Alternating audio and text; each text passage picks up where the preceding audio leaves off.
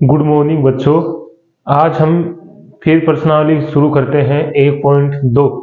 तो 1.2 को शुरू करने से पहले हम कुछ बात तो सीखेंगे, जैसे अभाज्य गुणनखंड, क्योंकि हमें आज अभाज्य गुणनखंड विधि से एचसीएफ और एलसीएम ज्ञात करना है। तो सबसे पहले जानेंगे कि अभाज्य गुणनखंड विधि क्या होती है। तो ये है अभाज्य गुणनखंड विधि। अभाज्य गुणनखंड विधि। तो अभाज्य गुणनखंड विधि का मतलब है, मैंने आपको अभाज्य संख्याएं बताई थी। तो अभाज्य संख्या के बारे में आपको मैंने बताया था कि अभाज्य संख्या कौन सी होती है।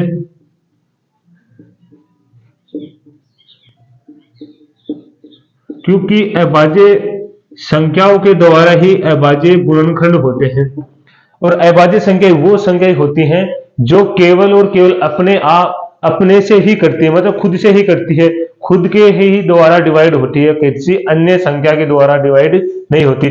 जैसे दो है, दो ऐसी संख्या जो अपने से ही डिवाइड होती है, अपने से ही करती है, किसी अन्य संख्या से नहीं करती। जैसे 3 हो गया, 5 हो गया, 7 हो गया, 11 हो गया, 13 हो गया, 15 हो गया, 17, 15 नहीं होगा, कितना होगा, 17 होगा, 19 होगा, डॉट डॉट ऐसे अनंत तक चलती जाएंगी।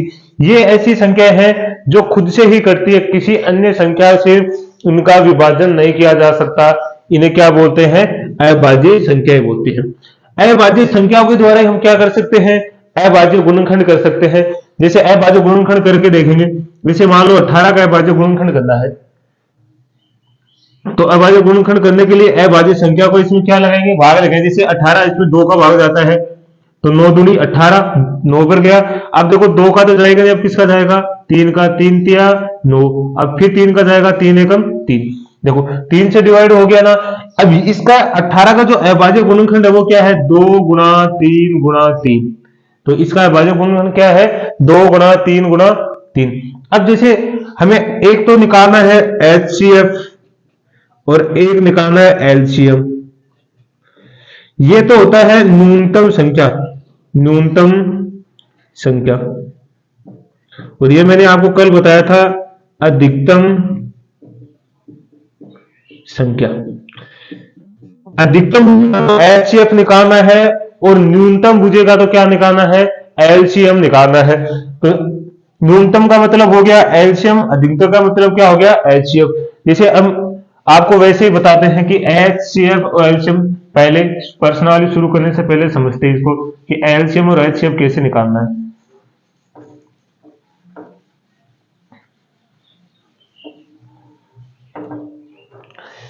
जैसे मान लो एक 15 है और एक 20 है, इसने ये पूछा है इसका एचसीएफ और एलसीएम ज्ञात करो।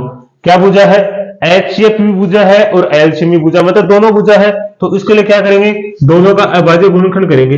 पहले 15 का करेंगे। देखो 3 का जाता है, 3 पंजो 15, 5 एकम 5। अब इसमें किसका जाएगा, 20 का। 20 में किसका जाएगा, 2 का, 10 पर गया, फिर 2 का लगाया 5 पर गया, और फिर 5 का लगाया कितनी पर गया, 1। तो 15 का अभाज्य गुणनखंड क्या हो गया, 3 गुणा 5। कितना हो गया, 3 गुणा 5।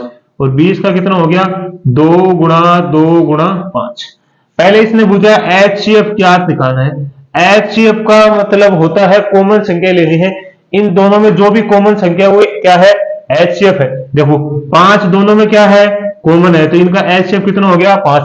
बाकी कोई संख्या दोनों में सेम नहीं है। उसके बाद में निकालना है एलसीएम।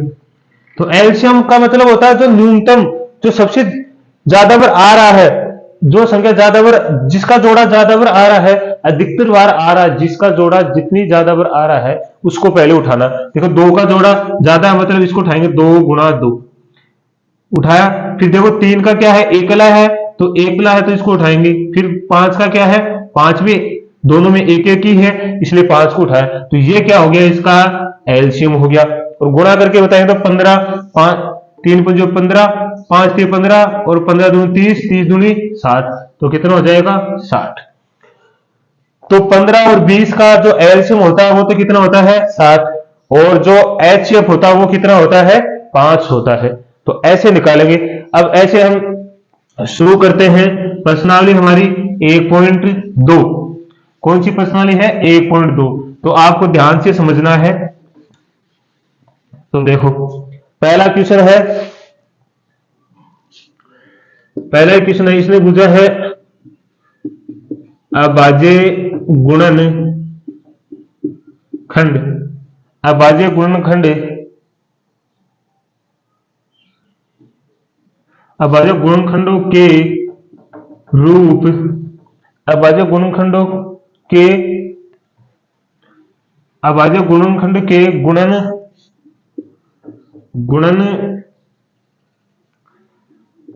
फल के रूप में लिखिए। मतलब इनका अभाज्य गुणनखंड के रूप में लिखना है।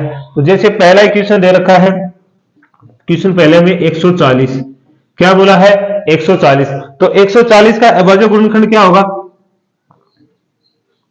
तो कहां से शुरू करेंगे? 2 से। 2 का भाग लगाया तो कितने में गया? 7 दूनी 14, 0 ऐसा कैसा, फिर 2 का लगाएंगे तो देखो 3 दूनी 6, 1 बच गया तो कितने में गया? 5 दूनी 10। अब किसका जाएगा? 5 का। 7 पंजे 35, अब किसका जाएगा? 7 का। तो देखो 140 का अभाज्य गुणनखंड कितना हो गया? 2 गुणा 2 गुणा 5 गुणा 7। तो ये क्या हो गया? इसका 140 का क्या हो गया? अभाज्य गुणनखंड से गुणनफल ज्ञात किया हमने। अब गुणनफल हो गया, ये गुणनफल हो गया ना। अब देखो दूसरा किसका निकालना है? अब दूसरा जैसे लिखा है 156, किसका निकालना है? 156 का। तो 156 में पहले किसका भाग लगाएंगे?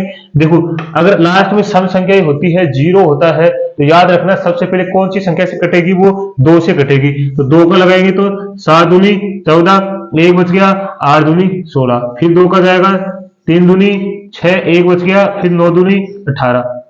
अब 3 का जाएगा 3 एकम 3 और 3 तिया 9। अब किसका जाएगा? 13 का। 13 एकम 13। तो 56 का कितना हो गया? तो यहाँ 156 का अभाज्य गुणनखंड कितना हो गया? 2 गुणा 2 गुणा 3 गुणा 13। तो ये इसका क्या होगा? गुणनफल के रूप में इसको लिख दिया आपने। तो आपको समझ में आया होगा। तो क्या सबसे पहले क्या करेंगे? जिसके अंत में अगर सम संख्या है 0 है तो वो 100% किससे कटेगा? 2 से कटेगा। और हमें पता है कि 2 क्या है? एक अभाज्य संख्या है। अभाज्य संख्या, तो इस अभाज्य ये जो गुणनखंड हो रहा है ये केवल और केवल किससे कटेगा? अभाज्य संख्याओं से कटेगा, अन्य किसी और संख्या से नहीं कटेगा। जो संख्या खुद से ही विभाजित होती है उन्हीं संख्याओं से ये संख्या कटेंगी, अन्य किसी और संख्या से नहीं कटेंगी। तो ये आपको ध्यान रखना है। तो आगे देखते हैं।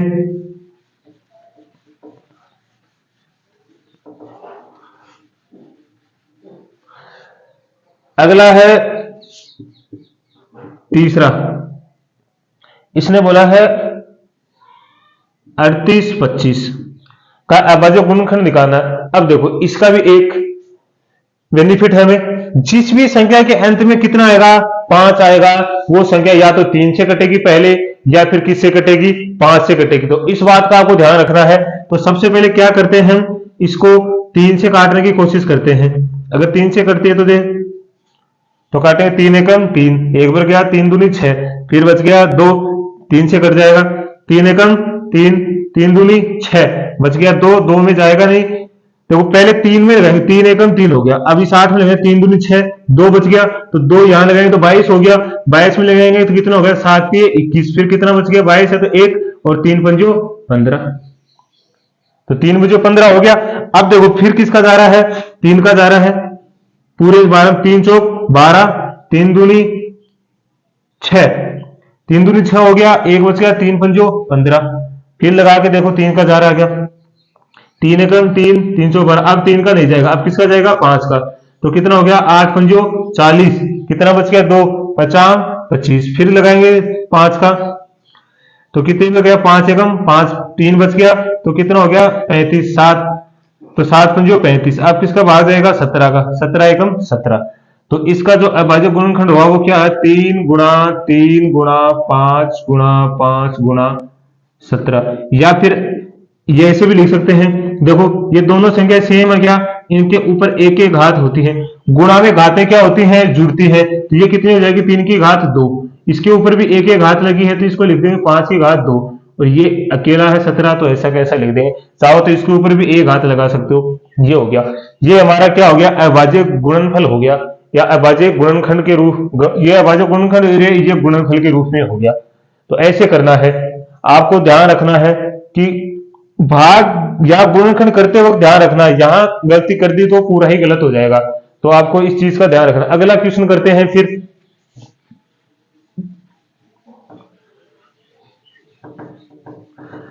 अगला क्वेश्चन है 5005। अब देखो इसमें किसका भाग लगाएंगे। इसमें देखो 3 का जा सकता है क्या, 3 एकम 3 लगा के देख लेते हैं।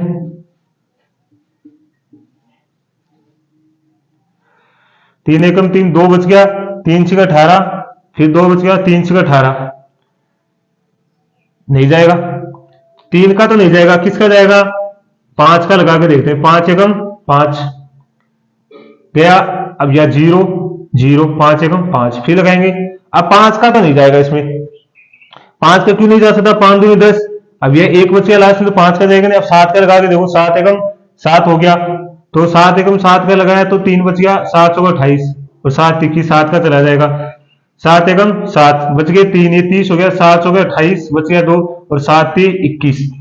अब देखो 7 का लगाने के बाद देखो, अब 7 का तो नहीं जाएगा, अब किसका जाएगा इसमें, अब जाएगा इसमें 11 का, किसका 11 का, देखो 11 एकम 11, कितना बच गया 3, और 11 3 33, अब जाएगा 13 का, 13 एकम 13।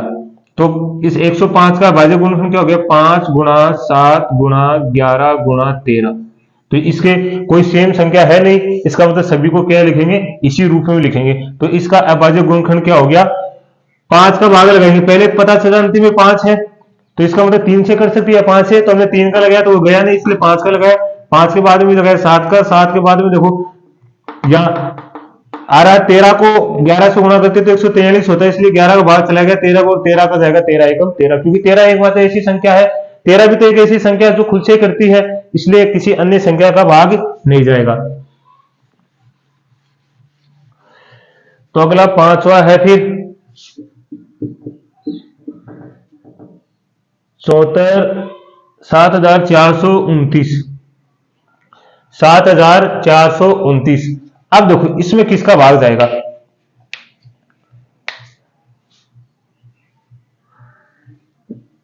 देखो पहले 3 से काट लो, 3 दूनी 6, एक बच गया, 3 चौक 12, 2 बच गया, 3 7 21, 3 का नहीं जाएगा, 5 का तो वैसे नहीं जा सकता, 4 का वैसे नहीं, 5 का नहीं जाएगा, 3 का नहीं जाएगा, 2 का नहीं जा सकता, 7 का लगा के देखो, 7 एकम 7, 7 छुक 42, 7 का नहीं, 8 का लगा के देखो, 9 का लगाओ, 9 का कहां जाएगा, 11 का जाएगा, 11 का, क्योंकि 11 अभाज्य संख्या है, 11 पंजे 55, 11 छीक 66 हो गया, 66, तो कितना 8 बच गया, 82 हो गया, 11 11 7 77, 5 बच गया, नहीं जाएगा।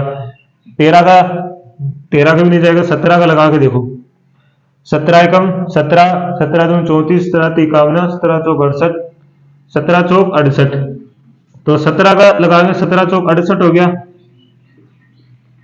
6 बच गया, 17 चौक 68। अब 17 चौक 68 हो गया, तो उसके बाद में लगाएंगे 62 हो गया, 17 थी 51, 51 हो गया, तो कितना बच गया 17, 17 9 में 119, तो 17 संति होता है क्या, 17 संति 749, 7 4 11, 119 हो गया, 17 का चला जाएगा, तो लगाएंगे 17 एकम 17 17 34, 17 3 51, 17 चौक 68, 17 चौक 68, 17 चौक 68, कितना बच गया 6, अब 6 हो गया तो 62 हो गया, 17 17 34, 17 की 51, 17 3 51, और कितना बच गया 11 बच गया, तो कितनी बच गया 7 पर। अब फिर से 17 का लगा के देखो, 17 का जा रहा है इसमें, 17 17 34, कितना बच गया 10 बच गया, तो 17 का नहीं जाएगा, फिर 23 का लगा के देखो, अब किसका जाएगा 23 का, 23 एकम 23, 23 दूनी तो 46 हो जाएगा, 23 एकम 23 हो गया, तो 23 को उठाएंगे तो 0 2, ये हो गया 20। अब 23 का तो 9 पर जाएगा। अब देखो किसका चला जाएगा, पहले 19 का लगा लो या उसका। अब देखो 19 का जा रहा है तो 19 से कम 19, तो इसका किस का भाग जाएगा इसमें, 74 में।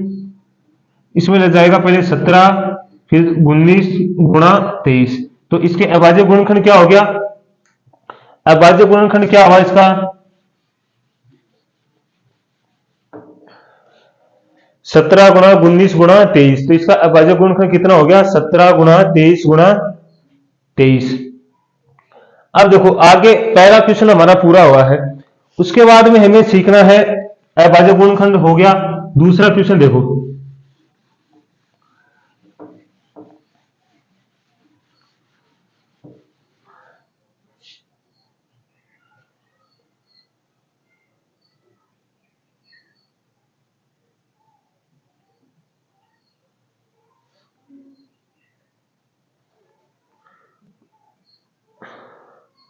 पूर्णांकों में निम्नलिखित युग्मों में एचसीएफ और एलसीएम ज्ञात कीजिए तथा इसकी जांच भी कीजिए कि दो संख्या का गुणनफल एचसीएफ, इसने पूछा है दूसरे क्वेश्चन में कि एचसीएफ और एलसीएम ज्ञात करो तथा जांच, क्या पूछा है, तथा जांच कीजिए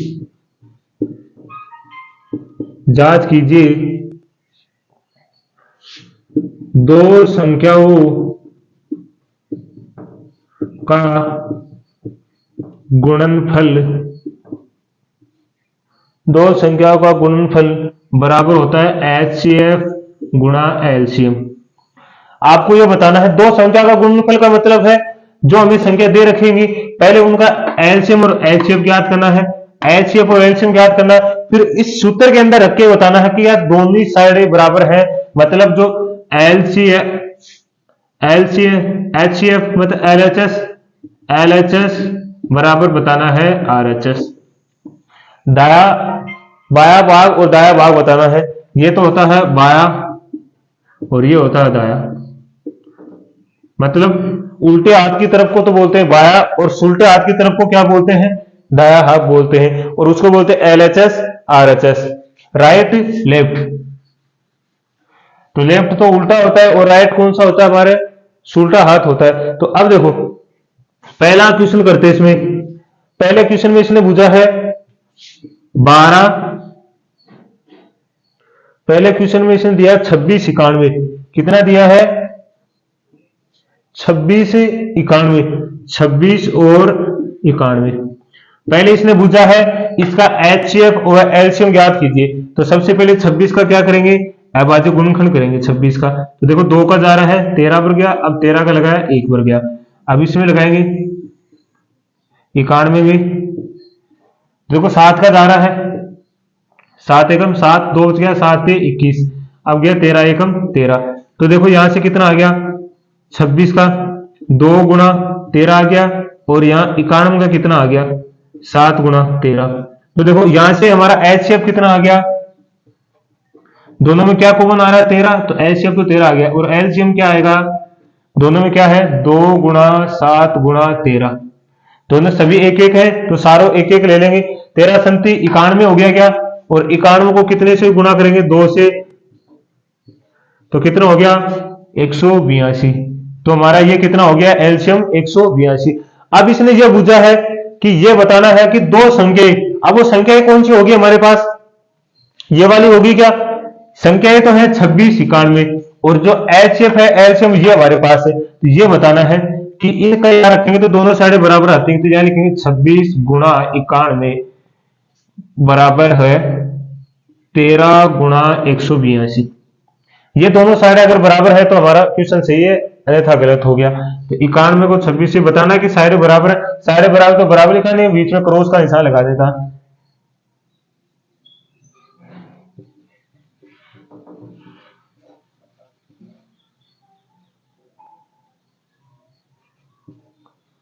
तो ये तो आ गया 23 86, इधर वाला देखते हैं।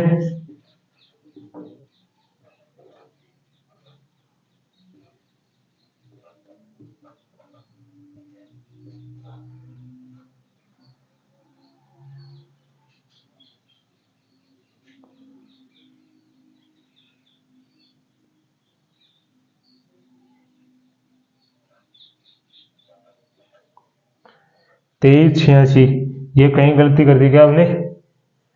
तो 3 दूनी से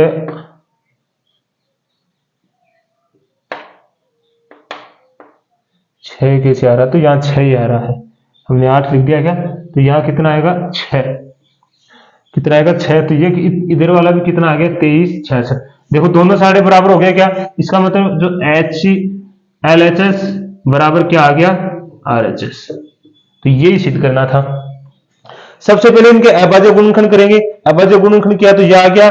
फिर देखो यहां से HCF कितना आ गया? 13, LCM कितना आ गया? 182। अब देखो दो संख्याओं का गुणनफल, तो संख्याएं कौन सी है? ये दोनों क्या है हमारे पास? संख्याएं हैं। और HCF और LCM ये HCF LCM तो ये दोनों ये रहा, दोनों साइडें हमने बराबर कर दी, बराबर का निशान लगा हुआ है क्या का? तो LCM और HCF क्या हो गया? दोनों बराबर आ गए। तो अब आगे देखते हैं।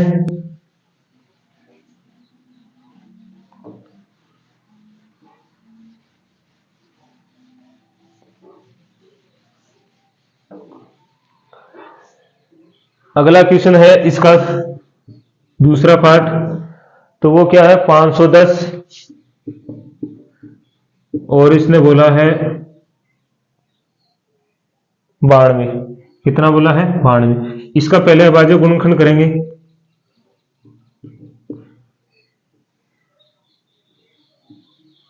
देखो 0, इसका मतलब 2 का भाग जाएगा, 2 दूनी 4, 1 बच गया, 5 दूनी 10 और 5 दूनी 10।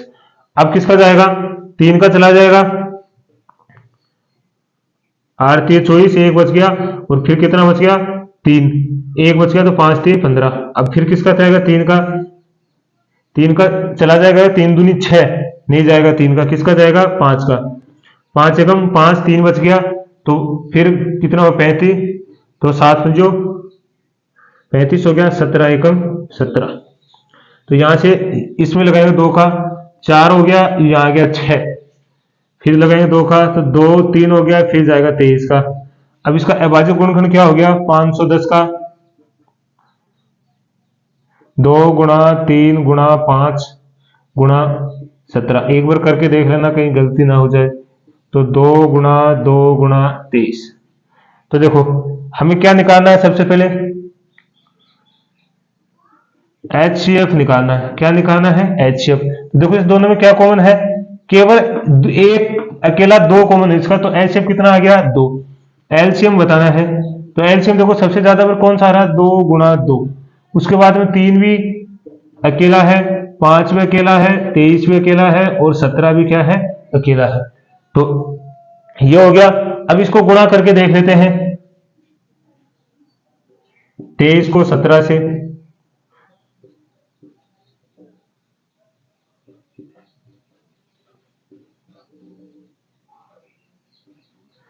फिर उसके बाद में कितने से गुणा करना है? 5 दूनी 10 और 10 दूनी 20, 60। तो ये हो गया 60, 0 0 0, यहाँ हो गया 6, 9 छिक 54, असल की 5, 3 छिक 18 और 5 कितना हो गया? 23। 0 6 4 3 2, तो ये कितना आ गया? 23,460। तो हमारा एलसीएम कितना आ गया? 23,860, 460। अब हमें निकालना दो संख्या गुणनफल बराबर क्या होता है? तो दो में संख्या क्या है? 510 गुणा 92 बराबर किसके हैं? 2 गुणा 23,460। तो इसको गुणा करेंगे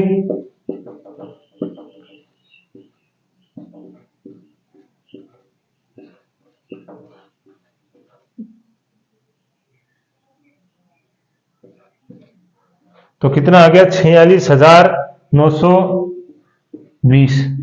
इसको करेंगे तो 0, 6 दूनी 12 का दवा चल के 4 दूनी 8 1 9 3 दूनी 6 4। ये भी देखो 46,920, ये भी कितना आ गया? 46,920। इसका मतलब LHS बराबर क्या आ गया, RHS। तो ये सिद्ध हो गया। इसको ऐसे सिद्ध करना है। तो आपको पता आपको समझ में आ रहा होगा, और नहीं आया तो एक बार क्लास को रिवाइज करके देख लेना, आपको अच्छे से समझ में आ जाएगा। क्लास में मजा आ रहा होगा आपको पढ़ते वक्त, तो थोड़ा और अगर एक बार आप एक दो बार इस क्लास को देख लोगे तो फिर ये मानो आप कभी नहीं भूलोगे, अच्छे से निकाल पाओगे। अगला क्वेश्चन है, इसी का तीसरा पार्ट है 336 और क्या है 54। 336 और 54, पहले इसका क्या निकालना है, अभाज्य गुणनखंड कर लो। 336 इधर कर लो 54 का, लगाओ 3 का चला जाएगा, पहले 2 का ही जा रहा है, 2 एकम 2 1 बच गया, तो ये 13 हो गया, 6 दूनी 12, 1 बच गया 8, फिर 2 का जाएगा 8 4, फिर 2 का जा रहा है 4, और फिर कितना हो गया 2, फिर 2 का जा रहा है 2 1, अब 3 का जाएगा 7 21, और फिर 7 का जाएगा 7 एकम 7। इसका लगाएंगे 2 का, 2 दूनी 4, 1 बच गया, 7 दूनी 14, अब 3 का जाएगा 9 3 27, फिर 3 का जाएगा 3 1 2, फिर 3 का जाएगा 1, तो यहाँ तो आ गया 336 का तो आ गया 2 गुणा 2 गुणा 2 गुणा 2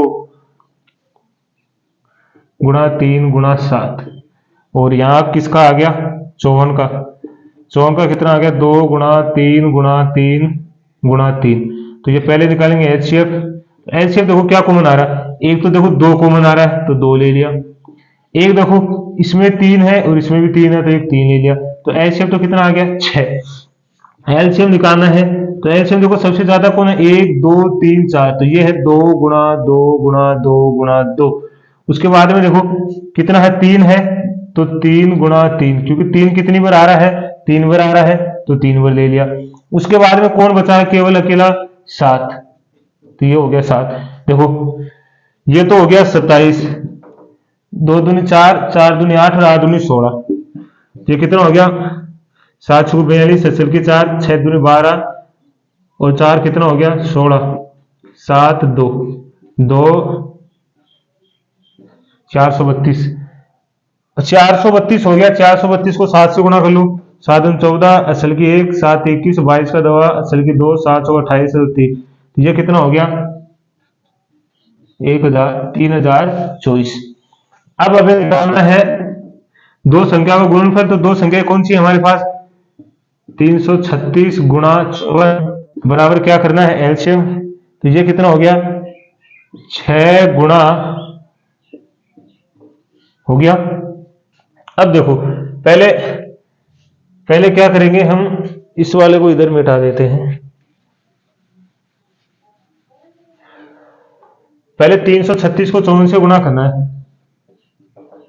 6 चौ 24 असल की 2, 4 3 12 और 2 14 असल की 1, 4 3 12 और 1 13 हो गया, 6 5 30 असल की 3, 3 15 3 18 असल की 1, 5 3 15 1 16, 4 4 1, ये कितना आ गया 18,144। इसके बाद में इसको गुणा करेंगे तो 6 चौक 24 असल की 2, 6 दूनी 12 13 14 चौका असल की 1 1 आ गया, 6 6 6 दूनी 12 और 6 3 18। देखो दोनों साइड बराबर आ जाए, मतलब LHS बराबर हो गया RHS के, LHS बराबर हो गया RHS के। तो यहाँ हमारा क्या हो गया, दूसरा क्वेश्चन भी हमारा क्या हो गया पूरा हो गया।